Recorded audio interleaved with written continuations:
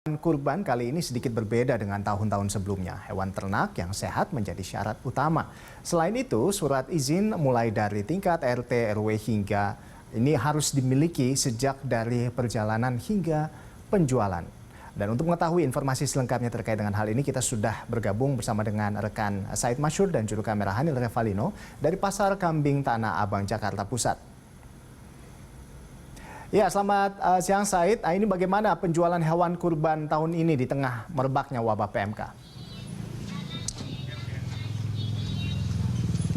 Selamat siang Rolando, berbicara soal kondisi penjualan hewan kurban di tengah wabah penyakit mulut dan kaki atau PMK di salah satu pusat penjualan hewan ternak di Tanah Abang, Jakarta Pusat saat ini. Kalau yang kami tanyakan kepada para pedagang, mereka mengaku dari sisi pembelian sebetulnya masih normal. Karena saat ini masih 6 hari lagi menuju Lebaran pada tanggal 10 nanti, artinya tinggal beberapa hari lagi. Namun pedagang mengatakan untuk di hari-hari biasa ataupun di tahun sebelumnya di H-6 ini sebenarnya masih dalam situasi normal. Namun lonjakan ataupun peningkatan daripada tingkat pembelian ini baru akan terjadi sekitar H-3 atau H-2 menjelang Lebaran nanti. Dan untuk selengkapnya Rolando, kita sudah bersama dengan salah satu pedagang yang ada di Tanah Abang ini dengan Pak Aan. Saya akan langsung menanyakan kepada Pak Aan bagaimana kondisi penjualan terkini. Pak Aan, selamat siang Pak Aan. Selamat siang.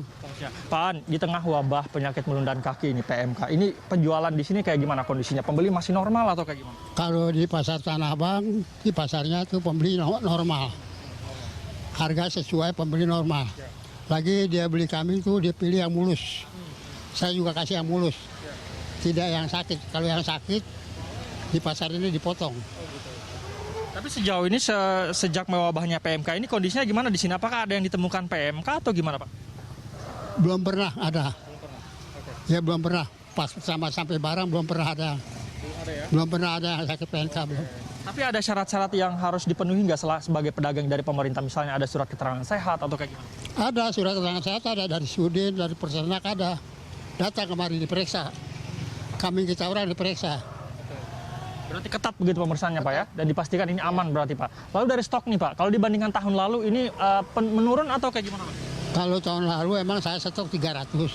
Kalau tahun sekarang saya stok baru 250 ekor.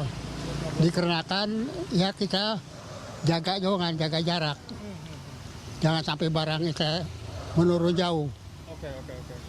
Berarti menurun gitu Pak ya? Ya menurun. Kalau harga Pak, ini apakah ada kenaikan? Kan banyak aturan yang harus ada vitamin segala macam. Ini apakah mempengaruhi harga Pak?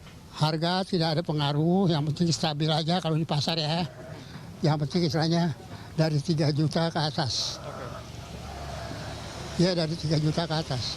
Baik. Terima kasih banyak Pak Aan. Ya. Rolando, itu tadi keterangan dari salah satu pedagang di Tanah Abang ini. Jadi memang dari sisi penjual ini terbilang masih normal. Namun memang stok ini menurun. Jika dibandingkan tahun lalu, kata Pak Aan tadi ada sekitar 300-an hewan ternak yang dijual di sini pada tahun ini 250.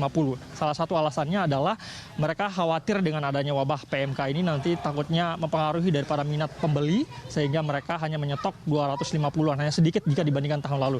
Namun sekali lagi Rolando, bahwa pemerintah melalui Kementerian Pertanian sebelumnya sudah memastikan bahwa stok untuk ketersediaan hewan kurban pada tahun ini dijamin aman. Kalau data dari Kementerian Pertanian mencatat pada tahun ini proyeksi ketersediaan hewan ternak kurban ada sekitar kebutuhan hewan ternak kurban di masyarakat secara nasional ada 1,8 juta kebutuhan pada tahun ini. Namun data untuk sementara potensi ketersediaan ini ada sekitar 2,3 juta. Artinya masih ada sekitar 500 ribuan surplus seperti itu. Jadi dipastikan bahwa hewan ternak menjelang kurban ini dipastikan aman. Rolando. Baik, terima kasih Said atas laporan Anda dan selamat bertugas kembali.